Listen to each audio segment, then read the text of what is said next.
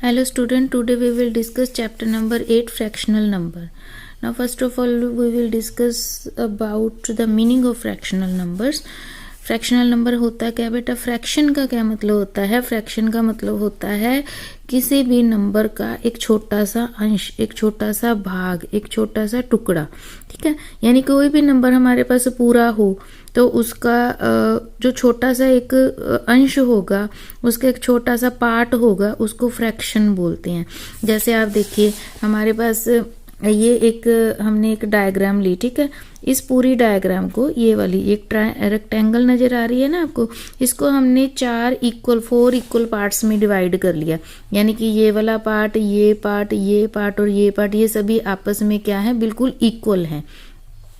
एक डायग्राम को हमने 4 इक्वल पार्ट्स में डिवाइड कर दिया और उसके एक पार्ट को हमने शेड कर दिया ऑरेंज शेड से, ठीक है। तो अब हम इसका, अगर हम इस शेडेड पार्ट को बताना चाहते हैं कि ये कितना हिस्सा है पूरे पार्ट का, ठीक है, पूरी चीज का, ये पूरी डायग्राम का इतना सा क्या हिस्सा बनेगा, इसको इतने से हिस्से को हम क्या कहेंगे?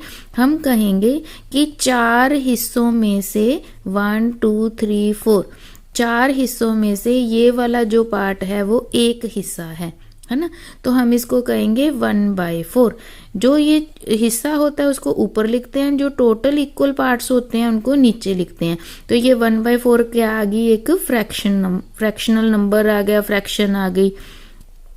तो फ्रैक्शन नंबर क्या होता है? टोटल चीज में से जितनी चीज हमने शेड की होती है उसको हम फ्रैक्शन बोलते हैं, कि वो पूरी चीज का कितना हिस्सा बनता है। वो एक हिस्सा है, 4 हिस्सों में से एक हिस्सा है, तो वो हम इसको कैसे लिखेंगे? 1/4, ठीक है। तो 1/4 इज अ फ्रैक्शनल नंबर। अब आप यहाँ देखें, हमने इस पूरे एक स्क्वायर को 4 भागों में कर लिया डिवाइड, इक्वल पार्ट्स में।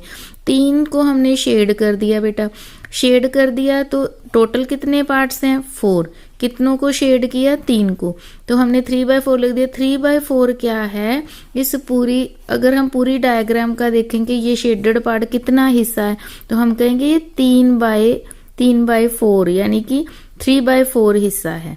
तो ये एक फ्रैक्शन आ गई। ऐसे ही एक सर्कल है बेटा, सर्कल के टोटल इक्वल पार्ट्स कितने हैं? ये सारे टोटल करें तो 8 हैं। इनमें से हमने 3 पार्ट्स को शेड कर दिया, तो इस ये जो शेडेड पार्ट है वो पूरे सर्कल का कितना हिस्सा है? जो 3/8 है। यानी कि 8 में से 3 पार्ट हमने शेड कर दिए, तो इस फ्रैक्शन का नेम क्या हो गया? 3/8। अब जैसे ये देखिए हमारे पास ये पूरी फिगर में से हमने 2 को शेड कर दिया, टोटल थे ये कितने हैं? 7। 1 2 3 4 5 6 7, 7 में से 2 शेड कर दिए तो 2/7। शेडेड पार्ट ऊपर रखना है, टोटल पार्ट क्या रखने हैं? नीचे रखने हैं बेटे। तो इसको बोलते हैं फ्रैक्शन। तो बेटा एक आपने ये ध्यान रखना है कि जैसे हमारे पास मान लीजिए ऊपर और नीचे एक फ्रैक्शन है, तो 5 को हम न्यूमिनेटर बोलते हैं, अंश बोलते हैं। 16 है जो नीचे वाला पोर्शन है उसको डिनोमिनेटर बोलते हैं, हर बोलते हैं। ओके, ऊपर वाले पार्ट को न्यूमिनेटर और नीचे वाले पार्ट को डिनोमिनेटर बोलते हैं। ऐसे ही बस बेटा आपकी फर्स्ट एक्सरसाइज है 1/4 इंडिकेट 1 पार्ट इज शेडेड। एक पार्ट शेड होगा कितने पार्ट्स में से? कितने पार्ट्स में से? 4 पार्ट में से। 4 टोटल पार्ट होंगे तो एक पार्ट शेडेड होगा ना, तो एक पार्ट शेडेड तो उसने लिख दिया। हमने लिखना है आउट ऑफ का मतलब टोटल कितने पार्ट थे? वो 4 पार्ट थे। आप इसमें 4 पे टिक करोगे। 3/8 indicates 3 part shaded out of total 8 parts, ठीक है। 8 पार्ट में से 3 पार्ट जो ऊपर होते हैं वो शेड होते हैं। 2/9 इंडिकेट्स कितने पार्ट शेड होंगे? 2 parts shaded out of total 9 parts, ठीक है। अब हमने 2 शेडेड पार्ट बताना है, 9 टोटल उसने हमें बता दिए हैं। इसको बेटा जो अभी मैंने आपको डायग्राम्स पहले करवाई हैं उसी के हिसाब से write down the fraction for shaded portion. Total portion कितने हैं बेटा? देखिए आप 1 2 3 4 1, ठीक है, 2 3 4 5 6 7 8, टोटल 8 पार्ट है। ठीक है, तो वो तो हम लिख देंगे नीचे 8। अब शेडेड पोर्शन देखिए कितने हैं, 1 2 3 4 5 शेडेड पार्ट है, तो 5 शेडेड पार्ट हम ऊपर लिख देंगे, तो इसका आंसर आ जाएगा 5/8। इसी तरह आपने इसके बारे में लिखना है बेटा, और इसके बारे में, और इसके टोटल नंबर नीचे लिख देना, शेडेड पार्ट ऊपर लिख देना। Write down the fraction using numerator and denominator. हमें पता है एक फ्रैक्शन बनानी हो तो फ्रैक्शन कैसे बनती है बेटा, न्यूमिनेटर बाय डिनोमिनेटर। तो फ्रैक्शन को हम कैसे लिखेंगे, मान लीजिए हमने फ्रैक्शन लिखनी है, पहली फ्रैक्शन क्या हो जाएगी फिर 1/3। ये एक फ्रैक्शन बन गई 4/7, 11/15, 21/37। इस तरह से ये सारी क्या बन जाएंगी, फ्रैक्शंस बन जाएंगी। आ गया बेटा इक्विवेलेंट फ्रैक्शन। इक्विवेलेंट फ्रैक्शंस क्या होती हैं, तो इक्विवेलेंट फ्रैक्शन होती हैं जब हम जैसे ये देखिए कि एक डायग्राम को हमने 2 हिस्सों में रखा, उसका एक पार्ट शेड कर दिया, तो इस फ्रैक्शन का नेम हो गया 1/2। अगर हम, यानी कि इसका मतलब क्या है कि हमने आधे पोर्शन को शेड कर दिया। अगर हमने 4 हिस्सों में से 2 को शेड कर दिया, तो इसको भी तो हम यही कहेंगे ना कि हमने पूरी डायग्राम के आधे हिस्से को शेड कर दिया। अगर हम इसको देखते हैं बेटे 1 2 3 4 5 6 में से हमने कितने शेड कर दिए, 3, तो मतलब 6 में से 3 शेड कर दिए, मतलब आधे को शेड कर दिया। ये तीनों डायग्राम्स अलग अलग हैं, बट ये तीनों हमें इस बात के बारे में बता रही हैं कि हम इसके आधे हिस्से को शेड कर रहे हैं, हाफ, कोई भी डायग्राम है उसके हाफ हिस्से को शेड कर रहे हैं मतलब। तो इन सभी डायग्राम्स को हम इक्विवेलेंट फ्रैक्शन बोलते हैं, जो अपने आप में एक सेम बात कह रही हूं। ठीक है, सेम पोर्शन के बारे में बता रही हूं। ठीक है, तो इसको हम कहते हैं इक्विवेलेंट फ्रैक्शन, जिसके बारे में जब हमें डिस्क्रिप्शन देना है तो हमें पता लगे कि ये भी अपने उसी सेम हिस्से को कर रही है, ये भी, तो ये भी इनको इक्विवेलेंट फ्रैक्शन बोलते हैं। ओके, तो ये सारी क्या है, इक्विवेलेंट फ्रैक्शन है।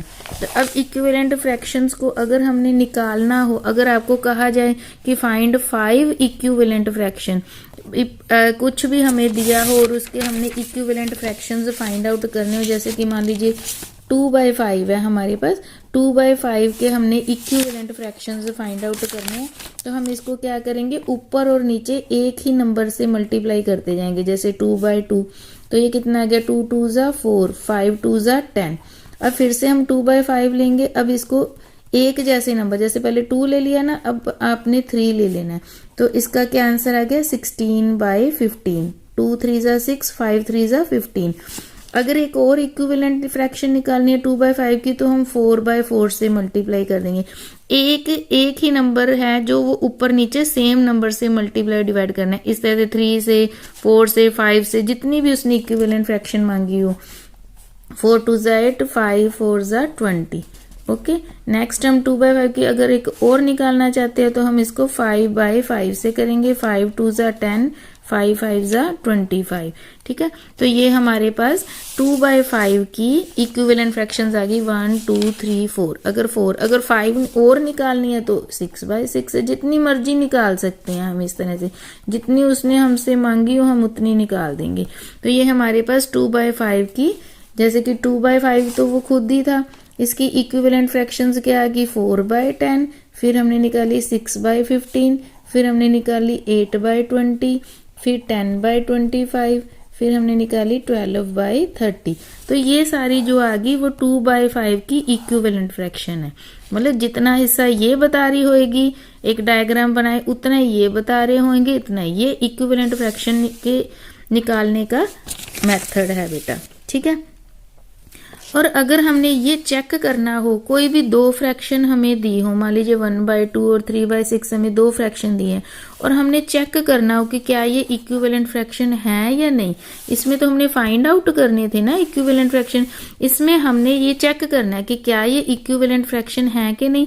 तो उसको चेक करने का क्या तरीका होता है बेटा, आपने वो दोनों फ्रैक्शंस लिख लेने हैं, इनको क्रॉस मल्टीप्लाई करना है। ठीक है, क्रॉस का मतलब क्या है, 1 को 6 से मल्टीप्लाई करके देखें और 2 को 3 से मल्टीप्लाई करके देखें। अगर इनके आंसर सेम आ जाते हैं तो इसका मतलब ये दोनों फ्रैक्शन क्या हो जाएंगी, इक्विवेलेंट फ्रैक्शन हो जाएंगी। और अगर इनके नहीं आते सेम, तो इसका मतलब जैसे कि ये देखिए 3/5 एंड 6/7 है। जब हमने 3 को 7 से किया तो 21, 5 को 6 से किया तो 30 आ गया। तो इनके आंसर मैच नहीं कर रहे, तो हम कहेंगे cross product is not equal, so these are not equivalent fraction. तो इस तरह से बेटा आप अपनी 8.2 भी कर सकते हैं। जैसे इसका आप ये चेक कर सकते हैं कि find the following pairs are equivalent. आप इन दोनों की क्रॉस मल्टीप्लाई करके देखना, अगर आंसर एक जैसे आ गए तो आप उसको बता सकते हैं ये इक्विवेलेंट फ्रैक्शन है। फर्स्ट क्वेश्चन हम कल कर लेंगे। और थर्ड क्वेश्चन क्या है, write down the next 5 equivalent fraction for each of the following. Next 5 है बेटा, ये देखिए 2/3 को अगर 2 से किया, 2/2 से किया तो ये आ गया, 2/3 को 3/3 से किया तो ये आ गया। आगे आपने 2/3 को 4/4 से करना है, फिर आपने 2/3 को 5/5 से करना है, फिर 6/6 से, फिर 7/7 से, 8/8 से करके आपके पास ये सारी 5 इक्विवेलेंट फ्रैक्शन आएंगी। सेम ही बेटा ऐसे करना है। अब यहाँ 3/7 को हम करेंगे 4/4 से, फिर यहाँ पे फर्स्ट वाली उठा लेनी है, यानी 3/7 को करेंगे 5/5 से, फिर आगे 6/6, 7/6, इस तरह से आप इसकी 5 इक्विवेलेंट फ्रैक्शंस को फाइंड आउट कर सकते हैं। Thank you.